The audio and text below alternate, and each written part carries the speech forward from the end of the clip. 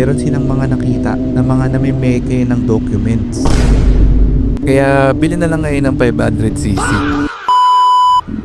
What is up guys? Good morning. Samahan nyo ako sa ride mo ngayon at pag-usapan natin yung issue ng 400cc scooters sa pagpakabit ng RFID. So, nagpaplano ka ba na bumili ng 400cc na scooter? Siyempre, para makapag-expressway. O isa ka sa mga owners ng scooter na big bike o yung tinatawag na maxi scooters, may kailangang malaman. Kasi nga, meron nga yung balita na kumakalat sa social media na hindi sila pinayagan na magpakabit ng RFID sa mga scooters nila. Totoo ba to? Kung totoo to, bakit nga ba ito nangyayari? So, para sa mga hindi pa nakakaalam, meron tayong dalawang expressway RFID dito sa Pilipinas. Yung sa NLEX at sa SLEX. So, AutoSweep and EasyTrip. Sa mga sasakyan, straightforward lang, dali lang. Punta ka lang doon sa nagkakabit. Meron sa mga gas stations. Tapos, yun na, makabitan ka na. Pero sa motor, medyo nagkakaroon ng komplikasyon. So, yun nga, dito sa bansa natin sa Pilipinas, mga motorsiklo ay hindi pinapayagan sa expressway. Basically, kailangan 400cc pataas para payagan ka makapasok sa expressway. So, yun na nga yung dahilan kung bakit maraming bumibili ng mga big bike, maxi scoots, lalo iba mga entry level, mga 400cc. Siyempre, para makapag-expressway, tsaka makaiwas doon sa traffic sa service road. Siyempre, isipin mo, ang bilis talaga nun. Kung mabilis na yung motor, lalo pang pabibilisin na expressway. So, napakalaki nung masasave mo time kung mapasok ka sa opisina o kung saan man, saka man pumupunta. Eh, lahat talaga ng matitipid mo na oras. Pero, yun na nga, ano kung gagamitin mo yung expressway tapos wala kang RFID? Kasi nga, bawal na daw. Or naka-hold ang magkabit ng RFID sa mga 400cc scooter owners. So, yun na nga, may lumabas na post sa social media. May 400cc scooters na nagreklamo parang unfair treatment sa kanila. Sabi kasi nila, hindi na raw sila pinapayagan ng AutoSweep na magpalagay ng RFID na parang bigla lang kung kailan nakabili na sila tapos nung magpapakabit na sila ng sticker, biglang di pwede. Diba? Ano yun?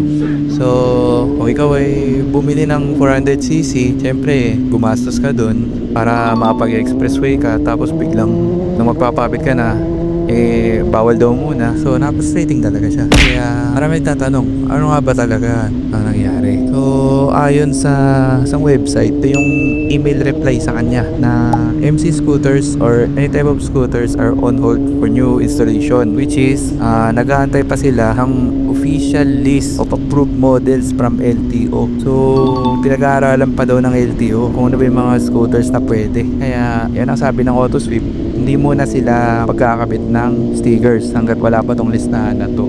Kaya confirm nga, no? Sa ngayon, naka-hold yung mga bagong motor na magpapalagay ng RFID sa AutoSweep. Hindi naman to dahil sa hindi sila legal sa expressway. Kasi malinaw naman sa batas na basta 400cc pataas, pwede yan. Ang problema lang is naghihintay pa yung SMC o yung may-ari ng AutoSweep ng official list ng mga approved na scooter models galing sa LTO. Habang wala pa yung listahan, hindi daw muna sila magkakabit. So, ayon nga sa SMC Tollways o yung operator ng SLEX, Skyway, NAIEX, pagkakabit naman daw ng mga RFID sa mga 400cc na scooters ay hindi naman talaga fully na bawal na, hindi na sila papayagan. Ang nangyari lang naman ay magkakaroon ng karagdagang proseso. Meron silang mga nakita na mga namimeke ng documents.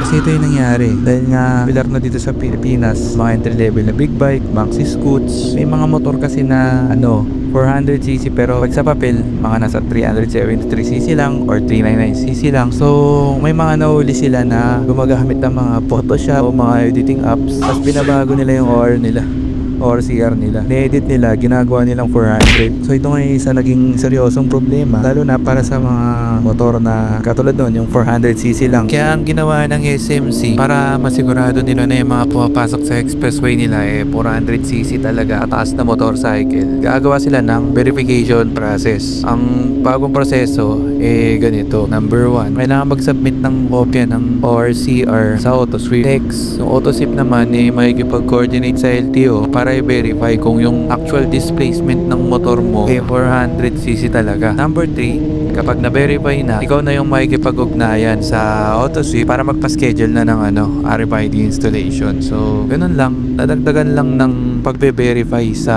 LTO. Kasi LTO lang yung nakakalam kung 400cc ba talaga, classified as 400 ba talaga yung engine ng motor mo. So ngayon, kung ikaw nagtatanong paano malalaman kung 400cc ba yung motor mo, simple lang yan, may dalawang paraan. Una, pwede kang tumingin sa official na manufacturer specs online ng motor mo. Pwede sa mga international website ng brand na yan. Pangalawa, pwede mo tignan sa engine block mismo. Karamihan naman sa mga manufacturers, lalo na sa mga Japanese brand, nakatatak yung actual na displacement sa engine nila. Kaya kung may nakalagay dyan na less than 300cc, kailangan mo na talaga mag-check kung sa LTO, rounded off ba yan o hindi. Kasi katulad ng mga X-Max, ang alam ko 320cc lang yun. So, hindi siya round off. Pero meron din naman mga katulad ng KTM Duke 390 na 373cc lang. Pero sa LTO, round off na siya na 400cc. So, kung talagang under 400cc yung motor mo, isin mga 300cc,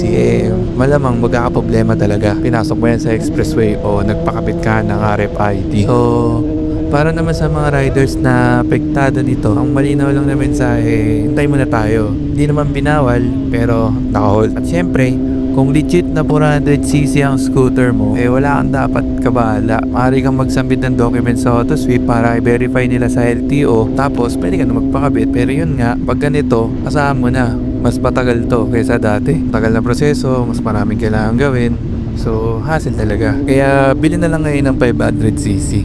The jokes na. Kidding aside. Pero, yun nga, sabi naman ng AutoSweep, nangako sila na mag-update sila sa mga riders na kapag natapos na yung list mula sa LTO na mga approved models, i-update nila tayo. So, ngayon internal management review pa sa LTO. Para sa mga legit na 400cc, antay-antay lang guys. So, yun na. Yun ang breakdown ng mga pangyayari sa AutoSweep RFID at 400cc scooters. Kung apektado ka nito, share mo na tong video na to sa mga kilala mo na katulad mo ang sitwasyon. Kung may tanong ka o updates, nice, i-share. Lagay mo na yan sa comments. Salamat sa panonood. Ride safe sa ating lahat.